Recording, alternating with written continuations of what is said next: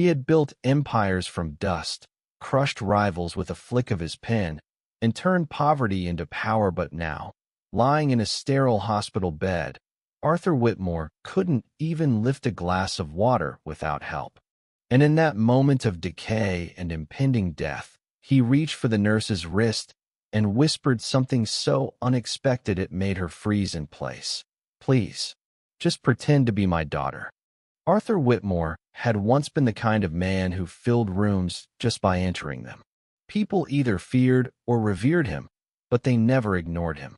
At 85, with 4 strokes behind him, stage 4 pancreatic cancer, and maybe weeks left to live, all that remained of his empire was a collection of platinum medical machines humming beside his bed.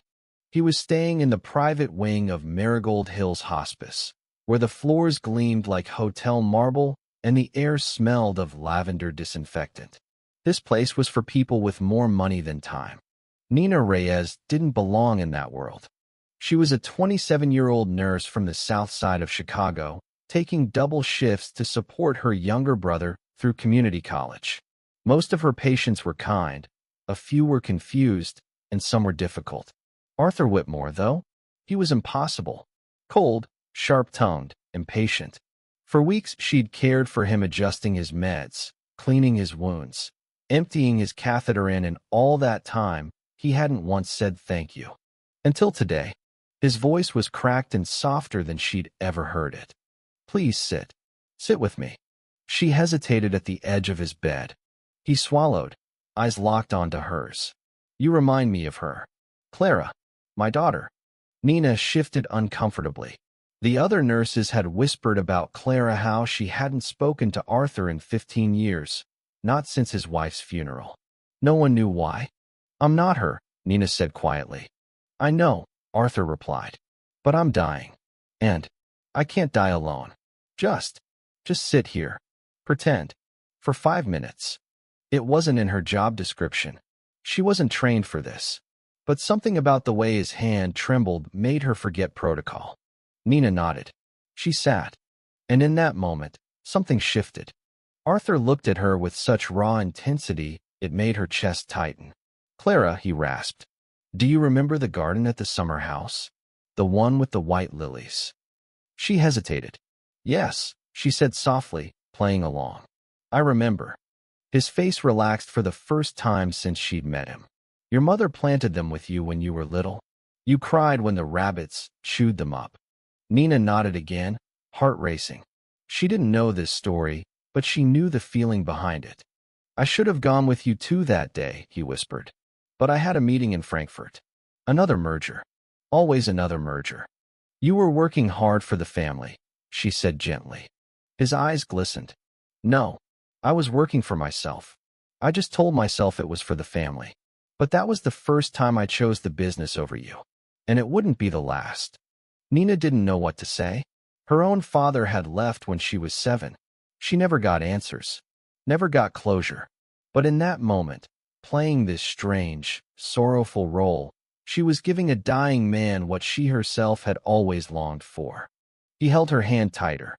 "Clara, too, I'm sorry. I need you to know that." Nina blinked rapidly. Something inside her cracked open. She wasn't Clara. But she wasn't just Nina anymore either. She was the bridge between a past he couldn't fix and the peace he desperately craved. "It's okay, Dad," she whispered. "I forgive you."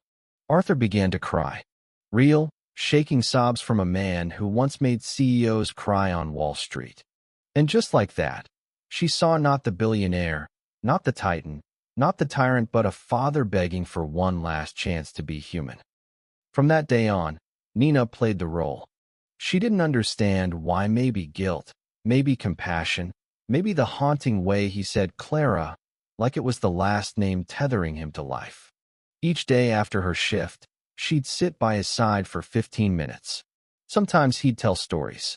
Sometimes he'd just watch her, as if memorizing her features.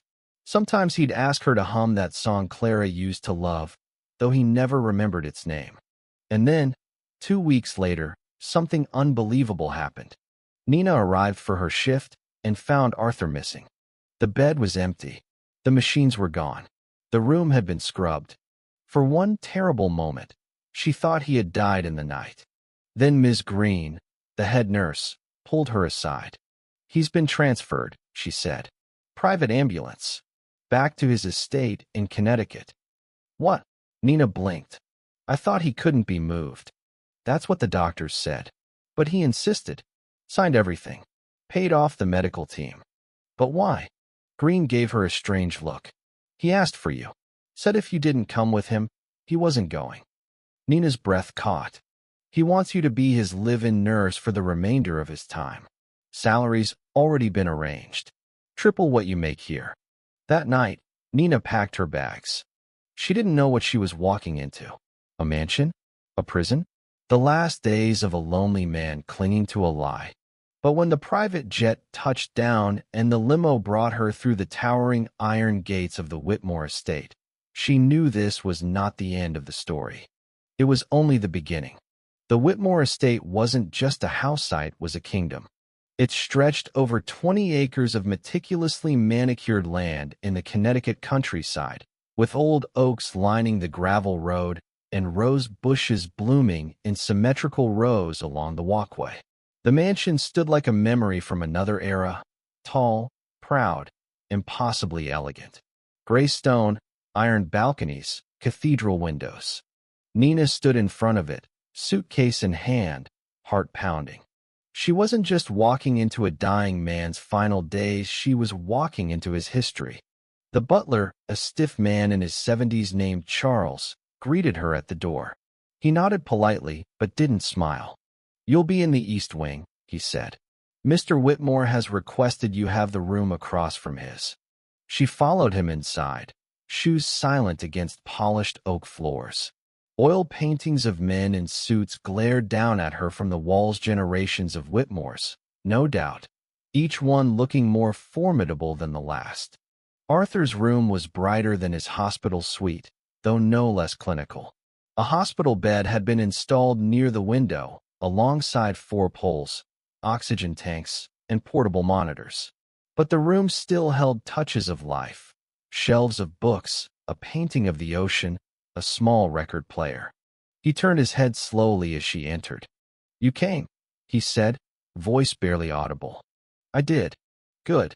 She sat down beside him, gently checking the 4-line. "Why here?" she asked. "Why leave the hospital now?" Arthur turned his head slightly toward the window, where sunlight spilled in golden streaks over his lap. "I didn't want to die in a place where people are paid to forget your name once the bed is empty." There was a long pause. "Do you believe in dying on your own terms, Nina?" "I believe people should have dignity at the end." He nodded. "Then you understand." The days that followed passed in a strange rhythm, neither hospital nor home. Nina administered meds, changed dressings, adjusted pillows. But she also listened. Arthur had stories no newspaper ever printed, confessions no therapist ever heard. She learned how he grew up in a tenement in Boston, fatherless, mother cleaning floors. How he sold newspapers at 13. How he lied his way into business school. How he married young and buried himself in work, building Whitmore International into a conglomerate feared on 3 continents. And how he lost Clara. She was 17, he said one night, as rain tapped gently against the windows. Brilliant. Artistic. Wanted to study in Florence. I said no. Said it was foolish. She said I'd never seen her. Not really. He closed his eyes, chest rattling with shallow breath. I told her if she left, I wouldn't pay for her to come back. I didn't think she'd go. But she did, Nina whispered. He nodded. And she never came back. Not even when her mother died. That was 15 years ago. Nina didn't ask if he tried to find her. She could already guess the answer. Pride had hardened into armor, and by the time regret broke through, it was too late. But then something else happened, something stranger still. One morning, as she walked down to breakfast, Nina heard voices in the main hall. Her name is Nina Reyes, a woman's voice said. She's not family. She's not even a real nurse, just a hospice temp. Another voice snapped. She's in his will now. Did you know that? Nina paused behind the marble column, heart thudding. 20% of the estate, The voice continued. To a girl he met a month ago, while Clara's still out there. Somewhere. Maybe he's lost it. Or maybe he's finally trying to fix what he broke. The voices drifted away. Nina stood frozen. 20%? Of what? That couldn't be right. She never asked for money. Never even hinted at it. She wasn't Clara. And yet in Arthur's eyes, maybe she was more Clara now than Clara ever had been. That night, she sat by his bed again. Arthur, she said softly, do you remember what you asked me the first day we met? He opened his eyes, pale and cloudy. I asked you to be my daughter. And I said yes. For your peace. But I'm not her. I'm not Clara. He studied her face. His expression didn't change. I know. Then why did you put me in your will? A silence stretched between them like glass. Because in the weeks I've known you, you've shown me more grace than anyone has in my entire life. Because you let me say goodbye to the person I failed. And because even if I don't deserve it, I want some part of this place to carry your kindness. Nina felt her throat tighten. She looked away. I don't want your money, Arthur. It's not money, he said quietly. It's apology. The next day, everything changed. A black car rolled through the gates in the afternoon. Arthur was asleep, so Nina met the visitor at the door. She was in her mid-30s, hair pulled into a sharp bun, wearing dark sunglasses and a storm gray coat. Her hands trembled slightly as she held them at her sides. I'm looking for Arthur Whitmore, she said. Nina froze. You're Clara. The woman's jaw tightened. She didn't respond. How did you know? Nina asked, breath catching. I got a letter. Clara pulled an envelope from her bag. Arthur's handwriting was shaky, but still legible. I didn't know he was dying, she said. Until last week. Nina stepped aside. He's been asking for you every day. Clara entered the house like someone stepping into a dream they had long buried. As they walked toward Arthur's room, Nina felt her heartbeat like a drum. She had been pretending to be Clara for weeks, carrying her memory, speaking her words, and know where she was, in the flesh. How would Arthur react? How would she react? They reached the doorway. Nina knocked gently on the frame. Arthur, there's someone here to see you. His eyes fluttered open, then widened, and then filled with tears. Clara, he breathed. My God. Clara stepped forward slowly, like a soldier returning from exile. Hello, Dad. Arthur reached for her hand, but she didn't take it. She turned to Nina. You can stay, she said softly. Nina hesitated, then sat. Arthur looked between them, voice breaking. I didn't think I'd ever see you again. I wasn't sure I'd come, Clara admitted. I don't deserve your forgiveness, he said. But I wrote the letter hoping, praying. I got it, Clara said. All of it, including what you left for her. Arthur looked confused. She thought I'd be angry, Clara said, nodding toward Nina. That you left her part of the estate. I didn't do it to replace you, Arthur said. I did it because she reminded me of who I used to be, who I could have been. She let me see you again, and say the words I should have said long ago. Clara's expression shifted, softened. Nina watched, breath held. Then Clara stepped forward and took her father's hand. I'm here now, she whispered. Arthur wept. This time, Nina didn't pretend to be Clara. She simply sat beside them both, silent witness to something neither wealth nor time could ever buy. Arthur fell asleep holding Clara's hand. The transformation in his face was subtle, but unmistakable lines of anguish relaxed, his breathing steadied. It was as if, with her touch, a burden that had rotted in his chest for 15 years had finally loosened its grip. Nina quietly stepped out of the room, leaving the two alone.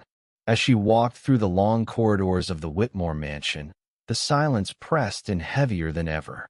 Portraits of Arthur's ancestors stared down at her with their unmoved eyes. She couldn't help wondering if any of them had died with peace like this. Downstairs, in the drawing room, she poured herself a glass of water and sat on the edge of a velvet armchair, still shaken. She should have felt relief. But what she felt was something much stranger, displacement. For weeks, she had been the daughter. She'd offered words of comfort, absorbed decades of pain, and given him the chance to unburden his soul. Now Clara was back, the real Clara Nina was. What exactly? A nurse again? A bystander? She didn't want the money. She never did. But now, she also didn't know her place. The next morning, Arthur slept late. His strength was clearly fading. His voice, when he spoke, was thinner.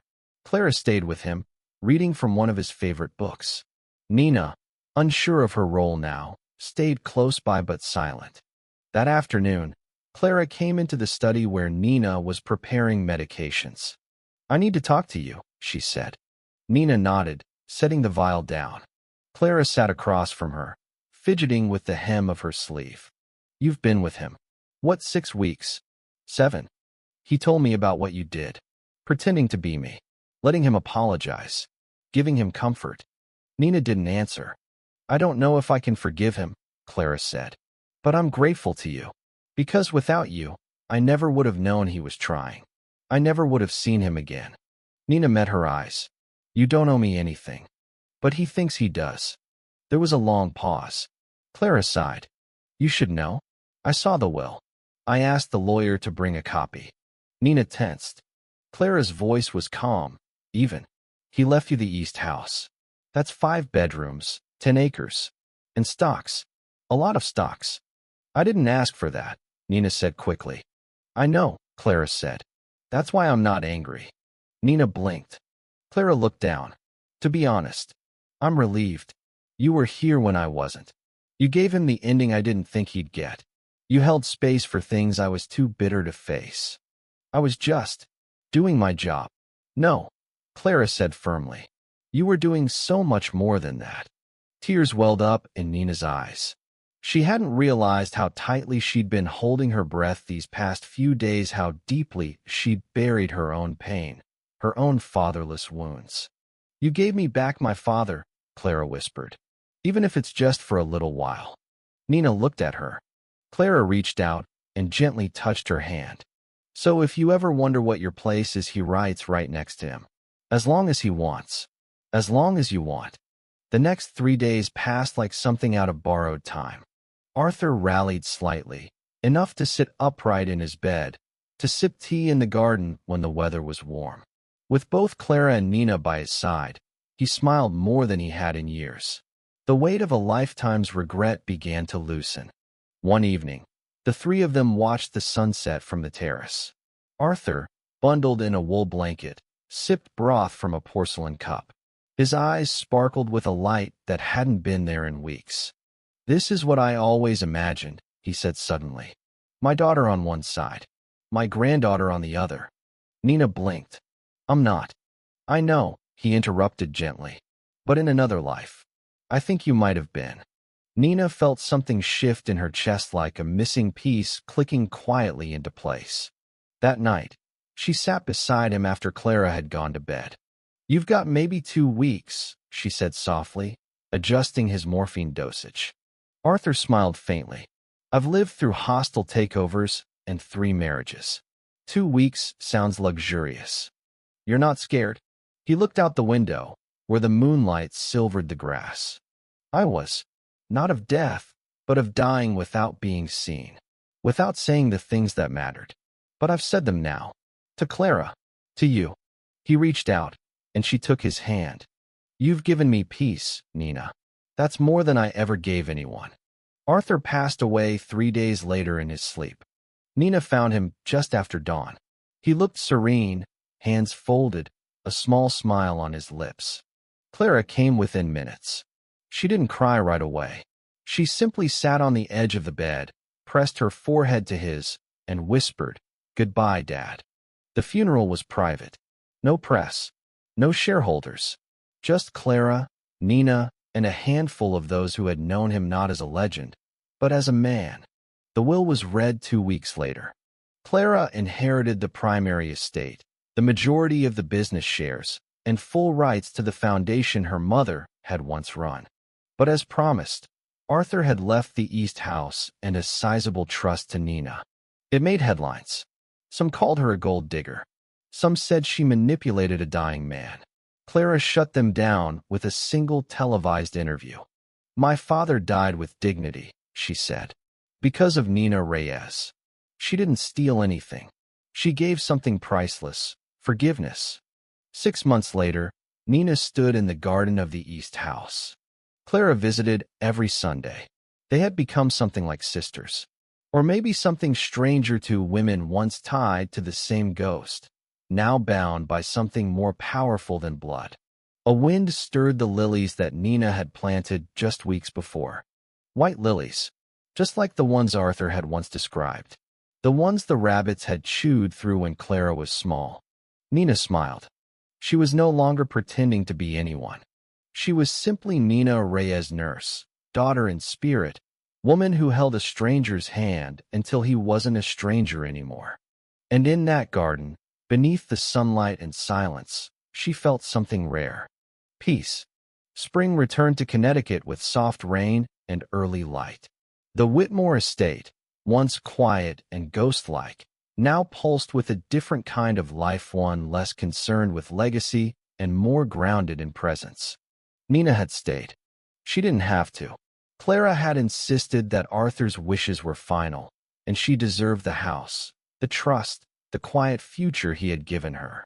But Nina had never been one to be bought or bribed. She stayed because somewhere in the cracks of Arthur's story, she had found her own healing.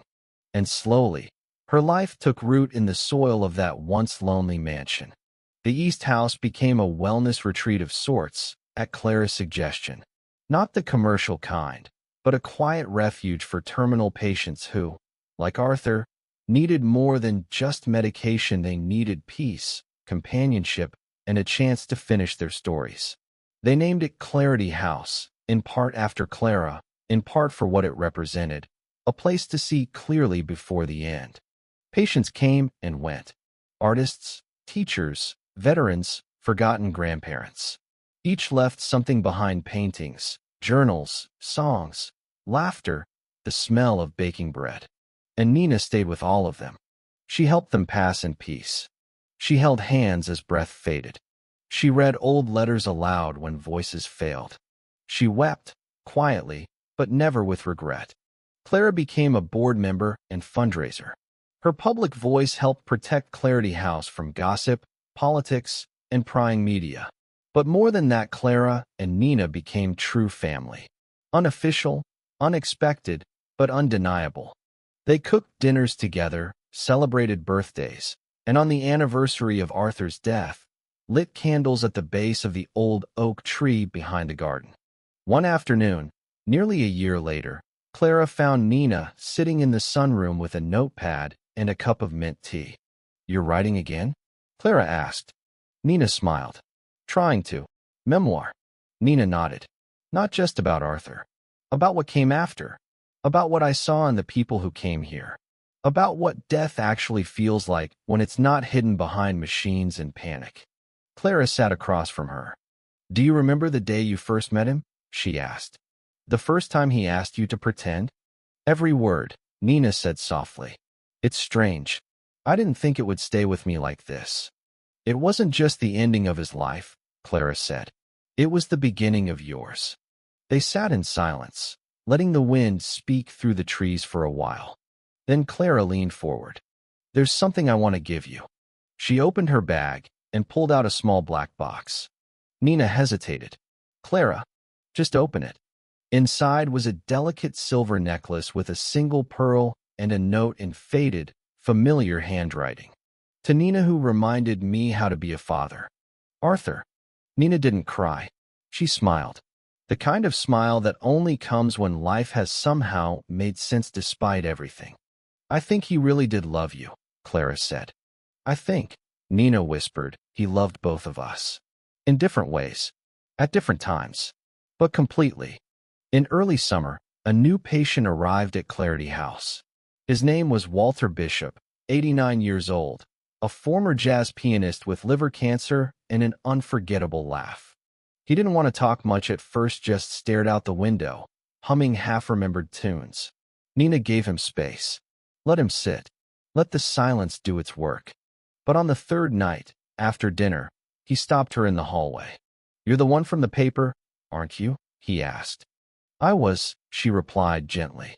The nurse who played someone's daughter. Helped a dying man find peace. Nina nodded. Walter smiled with his eyes. That's what I need, then. Not a daughter, but a friend. Someone to listen while I try to remember who I was. And so she did. They sat in the music room together, evenings full of old vinyl and fading melodies.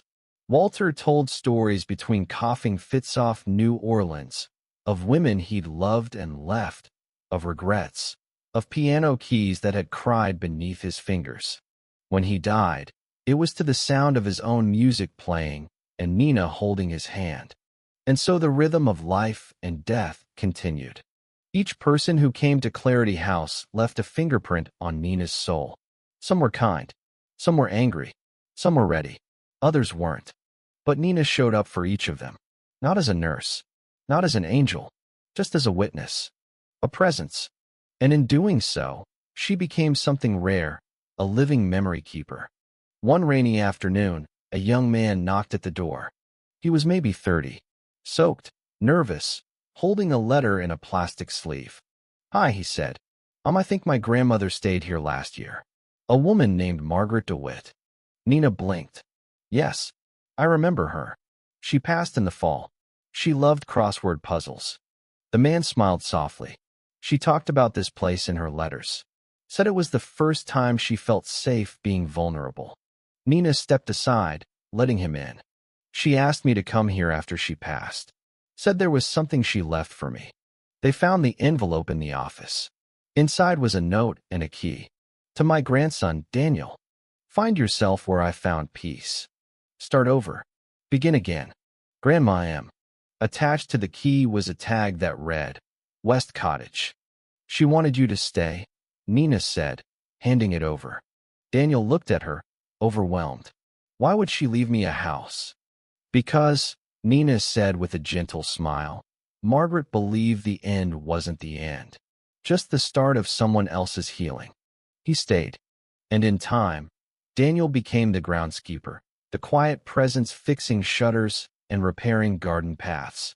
He didn't talk much, but when he did, it was always with intention. One evening, as they watched fireflies from the porch, he asked, "Do you ever wish things had turned out differently with your own dad?" Nina hesitated. "I used to," she said. "But if he hadn't left, I never would have ended up at Marigold Hills. Never would have met Arthur. Never would have learned how powerful presence is. I used to want answers. Now I just want to be the kind of person who gives others peace." Daniel nodded. "I think you are." 1 year, then 2, then 5. Clarity House grew, not in size, but in meaning. It became a whisper among palliative doctors, a hidden gem families passed along through word of mouth. No signs on the highway, no marketing, just stories of a young woman who had once pretended to be someone's daughter and had become, in truth, a guardian of last moments. 10 years after Arthur Whitmore's death, Clarity House stood not only as a sanctuary, but as a movement. People came from far away not just to die, but to heal. Some arrived with weeks left to live. Others came long before, wanting to spend time in the kind of place that treated dignity as more than a word in a brochure. And Nina Reyes remained at the center of it. No longer just the quiet nurse in the corner. She was now the founder, the soul, the heartbeat. She walked with families through grief. She sat on the edge of beds when silence was too much. She trained new caregivers not in medical charts, but in eye contact, in listening, in how to say, "I'm here," without saying anything at all. Each time someone left this world under her roof, she lit a small candle in the garden. One for every soul. There were hundreds now, tiny flames flickering each night, keeping memory alive. But she never forgot the first. Arthur. Clara stayed close. She had married a local chef named Morgan and adopted 2 girls, now teenagers who called Nina Annie. She remained a donor and speaker for Clarity House, but more than that, she remained Nina's family. "We're not blood," Clara said once over wine, "but somehow you're more my sister than anyone who ever shared my DNA." Their bond had been forged in grief, but tempered in trust. They were proof that some connections, once formed, don't break. They evolve. One August morning, Nina received a letter in a wax-sealed envelope. It had no return address, just her name, written in elegant script. She opened it carefully, hands tingling. Dear Miss Reyes, you don't know me, but I've known of you for years. My name is Josephine Whitmore. Arthur was my grandfather. Clara is my aunt. I've read your memoir 3 times, and I need to ask you something that might sound strange. Will you meet me? I don't want an interview or a quote. I want the truth, because I've grown up in the shadow of a man I never met. And somehow, you knew the version of him that no one else did. I want to understand who he really was. I'll be in Connecticut for a week. I'll come to Clarity House if that's all right. Warmly, Josephine. Nina closed the letter slowly. She stared at it for a long time. Then she smiled. The past had reached forward once again, not in accusation, but in curiosity. Josephine arrived 3 days later, a slender woman in her mid-20s with striking blue eyes and quiet confidence. She wore no makeup, no watch, just a linen dress and a notebook in her hand. They sat in the garden, where the lilies bloomed high. I never met him, Josephine said. He died the year I was born. But Montplarash talks about him like he was 2 different people. Nina nodded. He was. She said you brought out the good one. I think I helped him remember who he wanted to be before the world hardened him. Josephine turned her gaze to the candles. So what was it like? Pretending to be Clara? Nina looked up at the sky, soft with clouds. It was one of the strangest things I've ever done, but also the most honest. Honest?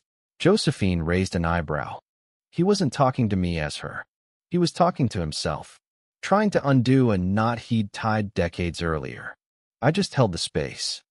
Josephine scribbled something down. I think people always imagine him as this cold genius, she said. But when I read your words, it felt like he was just tired. And sorry. Nina nodded. That's exactly it. They talked for hours. About Arthur. About legacy. About what love looks like when it's broken but still trying. At the end, Josephine said something that Nina would remember forever. I used to think forgiveness was something you earned. But now I think maybe. Sometimes you borrow it. Until you're strong enough to give it yourself. Nina took her hand gently. Your grandfather would have been proud of you. And not just for asking the questions, but for being brave enough to listen to the answers. Years continued to pass. Clarity House expanded, carefully. Never commercialized, never franchised. Just one more house added behind the orchard. One more cottage near the brook. Each one held a story. Each one left behind a flame. And Nina? She grew older. Lines appeared near her eyes. Her steps slowed, but her spirit deepened. When she turned 60, Clara threw her a party on the lawn. Hundreds came. Families of patients. Doctors who had referred them. Friends, neighbors, children who once ran through the gardens now grown with families of their own. Nina stood in the middle, overwhelmed, humbled. A local poet stood up at the end and read a few lines. Some plant trees they will never sit under. Some light fires that guide ships home. Some hold hands at the very end. And somehow make it feel like the beginning. There wasn't a dry eye by the end. And Nina, for once, allowed herself to cry too. Not for loss, but for fullness. One quiet night, many years later, Nina sat alone in the lily garden. She was now 78. Slower, softer, but still watching, still present. The breeze was cool. The candles flickered. The moon was full. And as she closed her eyes, she could almost hear it. Arthur's voice, faint but warm. Thank you, Clara. I'm sorry. She smiled. Not because she was remembering, but because somehow he still lived here. In the garden. In the house. In the way she had chosen to live after him.